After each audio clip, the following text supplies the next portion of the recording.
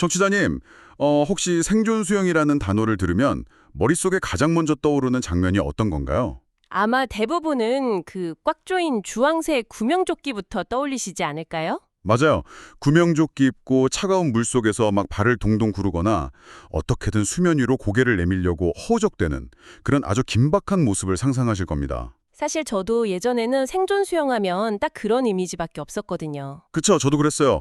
그런데 오늘 저희가 테이블 위에 올려놓고 심층적으로 파헤쳐볼 자료들이 그 고정관념을 완전히 깨부술 겁니다. 네, 오늘 다룰 자료는 해양활동 전문가이자 4년차 생존 수영 강사이신 정바다 강사의 현장 기록이죠. 네, 그리고 그분이 직접 치밀하게 설계한 수상안전 리더 교육 및 바다 캠프 프로그램 매뉴얼입니다. 항상 새로운 지식을 갈구하시는 우리 청취자님과 함께 이걸 한번 파헤쳐보죠. 기대되네요. 오늘 우리의 미션은 명확합니다. 생존 수영이 단순히 위기 상황에서 살아남기 위해 팔다리를 허우적대는 그런 기술을 외우는 게 아니라는 걸 알아내는 겁니다. 맞습니다. 매뉴얼을 꼼꼼히 뜯어보면 생존이라는 건 결국 자연을 이해하고 내면의 두려움을 극복해 나가는 아주 섬세한 심리적 적응 과정이라는 걸 알 수 있죠. 네, 그러니까 오늘 탐구의 핵심은 기술이 아니라 심리다. 이 점을 꼭 기억해 주시면 좋겠습니다. 그럼 가장 근본적인 질문부터 던져볼까요? 우리는 왜 그렇게 물을 무서워하는가? 이거죠? 정확합니다. 이 매뉴얼 서문에 아주 생생한 사례가 하나 나오는데요. 청취자님, 아주 어릴 적 기억을 한번 상상해 보세요. 대여섯 살 꼬마아이가 부모님 손을 잡고 난생 처음 해수욕장에 갔습니다. 아, 눈앞에 엄청나게 큰 파란 물덩어리가 펼쳐져 있겠네요. 그쵸. 신이 나서 찰박찰박 뛰어들었는데 갑자기 생각지도 못한 타이밍에 자기 키만한 파도가 확 덮칩니다. 아이는 중심을 잃고 거친 모래사장에 넘어지고요. 순간적으로 코랑 입으로 맵고 짠 바닷물이 확 밀려 들어오잖아요. 네, 숨이 턱 막히고 눈도 뜰 수 없고 귀에는 막 웅웅거리는 물소리만 들리는 거죠. 불과 3, 4초 남짓한 짧은 순간인데 대체 이 찰나의 경험이 아이 머릿속에 어떤 회로를 만들어버리는 걸까요? 여기서 정말 흥미로운 점은 뇌과학의 관점에서 볼 때 그 짧은 3, 4초가 평생의 행동 패턴을 결정짓기에 충분하다는 겁니다. 3초 만에요? 네. 인간의 뇌, 특히 공포를 관장하는 편도체는 논리적인 사고가 개입하기도 전에 생존에 직결된 위협을 가장 최우선으로 각인시키거든요. 그러니까 코로 물이 들어와서 숨을 못 쉬었던 그 강렬한 질식의 공포가 뇌에 물은 곧 죽음이다 라는 아주 강력한 트라우마 스위치를 딱 만들어버리는 거죠. 그래서 나중에 커서 머리로는 수영장 물이 허리 깊이밖에 안 되니까 안전해 라고 생각해도 막상 물에 들어가면 몸이 뻣뻣하게 굳는 거군요. 바로 그겁니다. 성인이 되어서 얕은 물에 빠졌을 때도 발만 뻗으면 바닥에 닿는데 살려달라고 허우적대는 이유가 다 거기에 있어요. 이성이 마비되는 거네요. 맞아요. 이성은 마비되고 생존 본능적인 공포만 남으니까요. 트라우마가 발동하면 근육이 경직되고 호흡이 가빠지면서 몸은 더 무거워져서 가라앉게 됩니다. 악순환이죠. 뇌가 계속 비상벨을 막 울리고 있는데 옆에서 강사가 자, 팔에 힘 빼고 발차기 하세요 라고 소리쳐봐야 아무 소용이 없다는 뜻이군요. 전혀 소용이 없죠. 그래서 수영 기술부터 가르치려는 기존의 교육 방식이 실패하는 겁니다. 와, 그 대목에서 정바다 강사의 철학이 완전히 빛을 발하더라고요. 매뉴얼 한 구석에 적힌 문장이 참 인상적이었습니다. 생존 수영은 기술보다 먼저 물과 친구가 되는 것에서 시작한다. 아주 핵심을 찌르는 철학이죠. 이 철학을 현장에서 어떻게 적용하는지 보여주는 일화가 있는데요. 첫 수업 날 잔뜩 긴장해서 모여있는 아이들과 어른들 앞에서 강사가 이렇게 선언을 합니다. 어떤 선언이었죠? 여러분, 오늘은 수영을 배우는 날이 아닙니다. 오늘은 물을 이해하는 날입니다. 라고요. 야, 그 선언이 참가자들 심리에 미치는 영향이 정말 엄청날 겁니다. 수영을 배운다는 말 속에는 이미 무언가를 달성해야 한다는 압박감이 숨어 있거든요. 그쵸. 남들은 다 뜨는데 나만 가라앉으면 어쩌지? 빨리 앞으로 가야 하는데. 이런 평가에 대한 부담감이 엄청나잖아요. 그런데 강사가 그 부담을 완전히 없애버린 겁니다. 물을 극복해야 할 무서운 적이 아니라 그저 어떤 특징을 가진 새로운 친구인지 알아가는 시간으로 프레임을 확 바꿔버린 거죠. 완전 심리적 무장 해제네요. 그래서 이 프로그램의 1단계 훈련 장소가 바다가 아니라는 사실이 너무 재미있습니다. 네, 프로그램 이름은 바다 캠프인데 정작 첫날엔 바다 근처에도 안 가더라고요. 맞아요.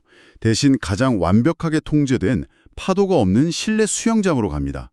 그것도 수심이 아주 얕고 물도 따뜻하고 맑은 곳으로요. 거기서 무엇을 하나요? 제가 보면서 놀란 게 여기서 하는 활동들입니다. 뭐 대단한 훈련을 하는 게 아니에요. 그냥 물에 얼굴 담그기, 입으로 보글보글 버블 만들기, 수영장 벽 잡고 천천히 걸어가기. 이게 다예요. 정말 기초적인 활동이네요. 솔직히 이 정도면 그냥 유아들 물놀이 수준 아닌가요? 위급 상황에서 살아남기엔 진도가 너무 느린 것 같기도 하고요. 겉보기엔 좀 느려 보일 수 있죠. 하지만 심리적인 치유와 적응의 메커니즘으로 보면 이게 가장 빠른 지름길입니다. 아, 그래요? 심리학에서는 이걸 점진적 노출이라고 부르거든요. 극심한 공포를 느끼는 대상에 적응하려면 뇌가 스스로 나는 지금 절대적으로 안전하며 이 상황을 완벽하게 통제할 수 있다고 믿어야만 합니다. 아, 그래서 투명해서 바닥이 훤히 보이고 물이 차갑지 않은 수영장을 고른 거군요. 맞습니다. 근육이 놀라지 않고 언제든 일어서면 숨을 쉴 수 있는 얕은 환경. 이 환경 자체가 뇌의 편도체에게 계속해서 안심하라는 신호를 보내는 겁니다. 일종의 심리적 베이스 캠프 역할을 하는 거죠. 심리적 베이스 캠프, 표현 좋네요. 이 베이스 캠프가 탄탄하게 지어지지 않으면 나중에 바다로 나가는 순간 그동안 배웠던 얄팍한 영법들은 그냥 모래성처럼 무너져 내립니다. 뇌를 속이는, 아니 뇌를 안심시키는 과정이었군요.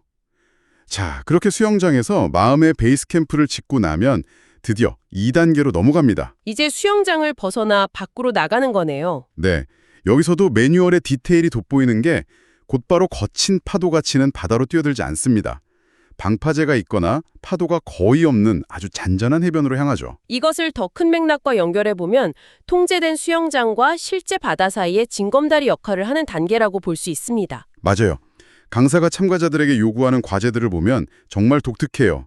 모래바닥의 감촉을 발가락으로 느껴보라고 하고 바닷물을 손으로 떠서 온도를 직접 체감해보라고 합니다. 시각, 촉각 다 동원해서 자연을 느끼는 거군요. 네, 그리고 바람이 어느 방향으로 부는지, 조수간만이 무엇인지 자연의 섭리를 가르쳐주죠. 강사의 노트에 이런 명언이 적혀 있습니다. 바다는 수영장이 아닙니다. 바다는 살아있는 자연입니다. 그 문장이 이 전체 교육의 핵심을 찌르고 있네요. 수영장은 인간의 의도대로 철저히 통제된 인공적인 큐브잖아요. 그쵸. 온수 빵빵하게 나오고 조명 밝고. 하지만 바다는 매분 매초가 다릅니다. 2단계가 중요한 이유는 참가자들이 수영장에서 얻은 그 약간의 자신감을 자연의 불확실성과 조율하는 트랜지션 단계이기 때문이죠. 아, 자연의 불확실성. 청취자님, 바다에 들어가 보셨으면 아시겠지만 갑자기 차가운 해류가 발목을 스치거나 발밑에 모래가 푹 꺼지는 느낌을 받을 때가 분명 있잖아요. 생각만 해도 소름이 돋네요. 발밑에 뭔가 미역 같은 것만 닿아도 막 괴물인 줄 알고 소리 지르게 되잖아요. 그렇죠. 바로 그 통제할 수 없는 미세한 변수들의 몸을 점진적으로 노출시키는 겁니다. 수온이 변하고 바람에 따라 물결이 달라진다는 사실을 온몸의 감각으로 자연스럽게 받아들이게 하는 거죠. 2단계에서 구명조끼 같은 장비의 원리도 배우더라고요. 단순히 버클 채우는 법이 아니라 장비가 이 자연 속에서 내 몸을 어떻게 보호해주는지 그 물리적 한계와 역할을 이해하게 합니다. 아주 훌륭한 접근이네요. 장비를 맹신하지 않고 제대로 사용하는 법을 배우는 거니까요. 자, 이제 마음의 준비가 끝났다면 3단계와 4단계로 들어갑니다. 여기서부터 진짜 흥미진진해져요. 드디어 파도와 조류가 있는 진짜 바다와 맞서거든요. 드디어 실전이군요. 3단계가 본격적인 생존 수양 훈련인데 제가 매뉴얼을 읽다가 제 눈으로 의심한 대목이 있습니다. 실제 바다 환경인데 구명조끼를 벗으라고 지시하더라고요. 아, 구명조끼를요? 네, 아니 지금 살아남는 법을 배우러 왔는데 생명줄인 조끼를 벗으라뇨. 이게 상식적으로 말이 되나요? 언뜻 보면 굉장히 무모해 보일 수 있죠. 하지만 이 단계야말로 도구에 의존하던 생존에서 자신의 몸과 자연의 섭리를 이용하는 진정한 생존으로 넘어가는 도약점입니다. 진정한 생존으로의 도약점이다. 네, 구명조끼가 있으면 누구나 뜰 수 있죠. 하지만 실제 조난 상황에서 우리가 항상 구명조끼를 입고 있다는 보장이 없잖아요. 그렇죠. 갑자기 배가 뒤집힌다거나 할 때는 못 챙길 수도 있으니까요. 여기서 배우는 건 발버둥치며 헤엄쳐서 앞으로 나아가는 법이 아닙니다. 최소한의 공기를 폐에 채우고 바다의 부력에 온전히 내 몸을 맡긴 채 배영 자세로 대자로 누워 뜨는 법입니다. 아, 이른바 입새뜨기 같은 거군요. 맞습니다. 체력을 극한으로 아끼면서 구조대가 올 때까지 버티는 거죠. 자료에 보니까 이 3단계에서 한 아이가 강사한테 이렇게 물어봐요. 선생님, 왜 수영에서 육지로 안 가고 누워만 있어요? 아이들 입장에서는 당연한 질문이죠. 그때 강사가 해준 대답이 정말 뒤통수를 한 대 맞은 것 같은 충격을 줬습니다. 바다는 우리보다 훨씬 크고 강하니까요. 물을 이기려고 하지 마세요. 물을 이기려고 하지 마라. 정말 멋진 말이네요. 청취자님, 상상이 되시나요? 우리는 물에 빠지면 어떻게든 물을 딛고 올라서서 숨을 쉬려고 막 파도랑 싸우잖아요. 근데 그 싸움이 우리를 죽음으로 몬다는 거죠. 정확한 지적입니다. 사람이 물에 빠져서 에너지를 고갈시키고 익사하는 가장 큰 원인은 본능적으로 물과 싸우려고 하기 때문이거든요. 막 위로 올라가려고 손을 번쩍번쩍 들고요. 네, 중력을 이기려고 발버둥 칠수록 우리 몸은 에너지를 잃고 밀도 높은 물속으로 더 가라앉게 됩니다. 하지만 자연의 압도적인 힘, 그 거대한 질량을 인정하고 오히려 힘을 쭉 뺀 채 흐름에 순응하면 어떻게 될까요? 폐에 공기가 있으니까 자연스럽게 뜨겠죠. 맞습니다. 인체의 구조상 폐에 공기가 찬 상태에서는 자연스럽게 수면 위로 떠오르는 부력을 얻게 됩니다. 강사에 이기려 하지 마라 라는 말은 단순한 비유가 아니에요. 과학적인 원리군요. 네, 바다라는 환경에서 인간이 적용해야 할 가장 과학적인 생존 법칙을 철학적으로 아주 잘 풀어낸 겁니다. 물을 이기려 들면 가라앉고 물에 순응하면 떠오른다. 정말 엄청난 욕설이네요. 자, 3단계에서 이렇게 내 한 몸 챙기는 법을 배웠다면 4단계 해양안전 교육은 그 시야를 바다 전체로 확 넓힙니다. 어떤 내용들이 포함되어 있나요? 저는 이 4단계 매뉴얼 보고 무슨 해양생물학이나 지구과학 교재인 줄 알았어요. 이한류 대처법, 해파리, 심지어 해양생물 보호까지 다루거든요. 야, 정말 포괄적이네요. 아까 저희가 트라우마 이야기할 때 수영 기술보다 자연을 아는 게 먼저라고 하셨잖아요. 여기서 구체적으로 어떤 원리를 배우는 건지 궁금합니다. 예를 들어 그 여름마다 뉴스에 나오는 이한류 같은 거요. 이한류에 대한 교육 방식이 아주 훌륭한 예시가 될 수 있겠네요.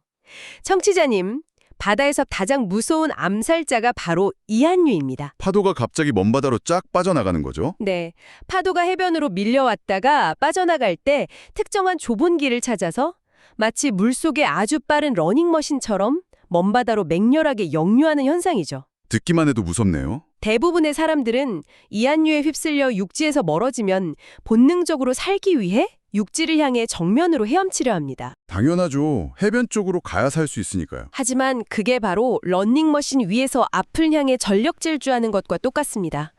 아무리 헤엄쳐도 제자리 걸음만 하다가 결국 체력이 방전되어서 익사하게 되는 거죠. 아, 그래서 강사의 매뉴얼에서는 어떻게 가르치나요? 이 괴물과 정면으로 싸우지 말고 러닝머신 옆으로 훌쩍 뛰어내리라고 가르칩니다. 즉 해변 쪽이 아니라 해변과 평행하게 옆으로 헤엄치면 이한류의 좁은 길에서 쉽게 빠져나올 수 있다는 거죠. 아, 런닝머신 옆으로 뛰어내려라. 너무 완벽한 비유네요. 결국 이것도 수영 실력의 문제가 아니라 자연의 원리를 이해하고 있느냐 아니냐의 문제군요. 정확합니다. 그리고 해파리나 물범 같은 해양생물에 대해 배우는 부분도 재밌더라고요.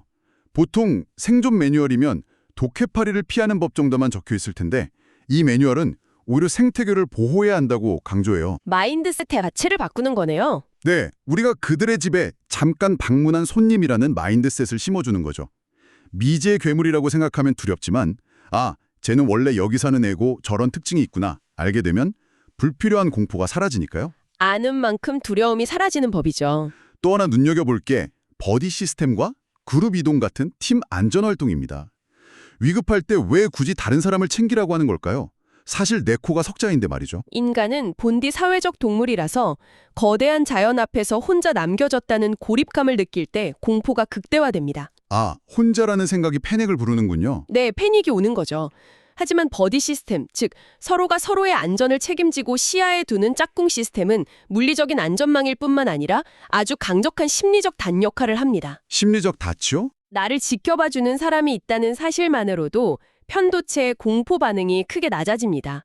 한 명이 패닉에 빠지려 할 때 옆에서 진정시켜주면 개인의 생존 확률이 그룹 전체의 생존 확률로 기하급수적으로 올라가는 과학적인 접근인 셈이죠.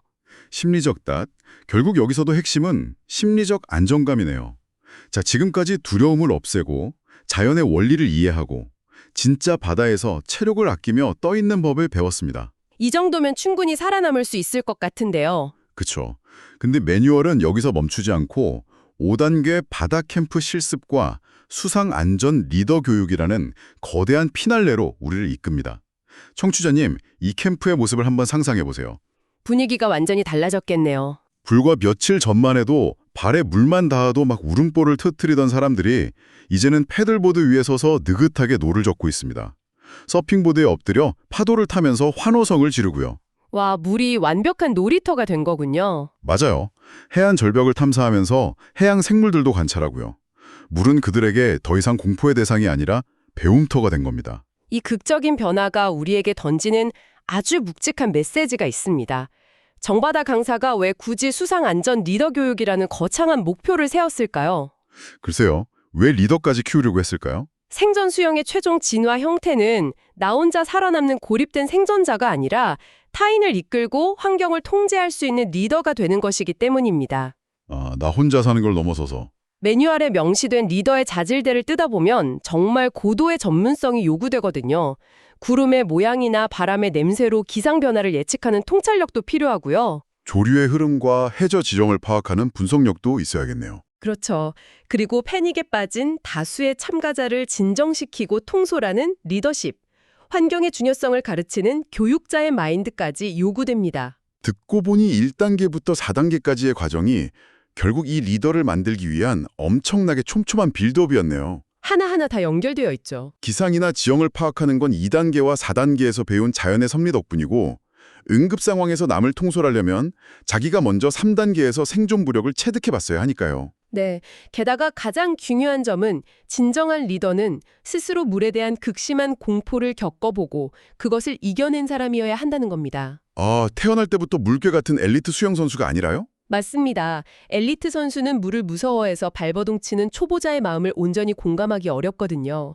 하지만 발이 닿지 않는 공포로 숨이 막혀본 경험이 있고 그 얕은 수영장부터 시작해서 거친 바다까지 점진적으로 두려움을 극복해낸 사람. 그런 사람만이 진짜 리더가 될 수 있다. 네, 그런 사람만이 공포에 질린 타인의 눈을 맞추며 나도 그랬어. 괜찮아. 힘을 빼고 물에 몸을 맡겨다. 라고 진심으로 이끌어줄 수 있는 겁니다. 와, 그 말씀이 정말 가슴에 훅 와닿네요.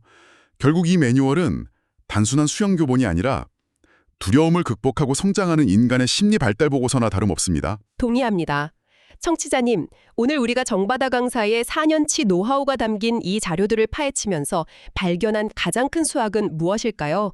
저는 생존은 발버둥이 아니라 적응이며 이기려는 싸움이 아니라 온전한 이해다라는 깨달음이라고 생각합니다. 온전한 이해다. 좋네요. 얕은 물에서부터 차근차근 시작해 바다라는 변수를 있는 그대로 받아들이고 내 몸에 힘을 뺄 때 비로소 가장 안전해진다는 이 원리가 꼭 바다에만 적용되는 건 아닐 겁니다. 일상생활에서도 똑같이 적용할 수 있죠. 당장 우리 청취자님들이 매일 마주하는 현대사회도 사실 거대한 바다잖아요. 아침에 눈 뜨자마자 이메일, 뉴스, 쇼폼 영상 같은 엄청난 양의 정보가 쓰나미처럼 밀려오는 정보 과부하의 바다 말입니다. 와, 정보의 바다. 아주 적절한 비유네요. 이 수많은 파도를 다 이겨먹겠다고 발버둥치고 모든 정보를 머릿속에 구겨넣으려고 스트레스를 받다 보면 결국 이한유에 갇힌 사람처럼 지쳐버리지 않겠습니까? 맞습니다. 깊은 우울이나 번아웃의 바다로 가라앉고 말겠죠. 그렇죠. 정보의 바다에서도 마찬가지로 힘을 빼는 법을 배워야 합니다. 쓸데없는 정보의 파도는 그냥 내 몸을 타고 흘러가게 내버려두고 나에게 정말 필요한 지식의 흐름만 찾아 그 위에 가볍게 눕는 거죠. 힘을 빼고 흐름에 모를 맡기는 거네요. 네, 나와 환경의 관계를 파악하고 무리해서 저항하지 않는 것. 그것이 현대사회에서 익사하지 않고 여유롭게 표류하며 원하는 목적지로 나아가는 생존 수영의 지혜일 겁니다. 야, 오늘 정말 생각할 거리가 많은 탐구 시간이었습니다. 오늘 저희의 탐구는 여기까지지만 청취자님들께 혼자 곱씹어 볼 만한 질문을 하나 던지면서 마무리하고 싶네요. 어떤 질문이죠? 정바다 강사는 두려움을 극복하는 유일하고도 가장 확실한 방법은 그 대상의 본질을 이해하고 친구가 되는 것이라고 증명해 보였습니다. 그렇다면 청취자님, 당신이 지금 당장 삶 속에서 수영장 밖으로 도망치듯 피하고만 있는 파도는 무엇인가요? 피하고 있는 파도요. 직장에서의 버거운 프로젝트일 수도 있고 불편한 인간관계일 수도 있겠네요. 혹은 흔히 배워야 할 낯선 기술일 수도 있죠. 혹시 그것들도 무조건 맞서 싸우거나 도망쳐야 할 무서운 적이 아니라 안전한 곳에서부터 천천히 발을 담그고 시간을 들여가며 이해해야 할 또 다른 형태의 자연은 아닐까요? 피하고 있는 그 파도가 어쩌면 청취자님을 더 높은 곳으로 밀어 올려줄 부력이 될지도 모르겠습니다. 자, 이 묵직한 질문과 함께 오늘 준비한 심층 탐구는 여기서 모두 마치겠습니다. 끝까지 함께 호흡을 맞춰주신 청취자님, 감사합니다. 다음에 또 다른 흥미로운 자료 보따리를 들고 찾아오겠습니다.